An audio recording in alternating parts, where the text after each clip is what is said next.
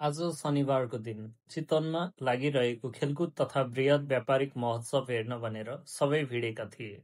सुरुमै टिकट काट्न नै ठूलो सङ्घर्ष। भिड यति धेरै थियो कि सास फेर्न पनि गाह्रो। लन्डन ब्रिज हेर्ने मान्छेहरूको लहर अनि कतै कतै खाली स्टलहरू हेर्दा लाग्यो सायद देशमा युवाहरूको कमी हुँदै गएको छ। भिड यति बाक्लो कि हिँड्दा हिँड्दै 15 मिनेट एउटै ठाउँमा अड्किनु पर्यो।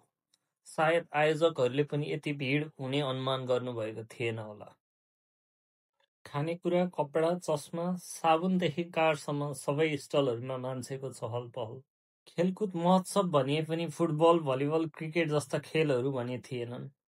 तर नारायण नदीमा डुङ्गा चढ्नेहरूको उत्साह देख्दा त्यो पनि एउटा रमाइलो दृश्य बन्यो। भिडको कठिनाइ पनि रमाइलो बन्यो किनभने हरेक अनुहारमा उत्साह थियो। अनन्त यो महोत्सवले सम्झना लायक अनुभव दियो, जीवन जस्तै केही कठिनाइ, केही रमाइलो, तर अन्त्यमा एउटा सुन्दर याद।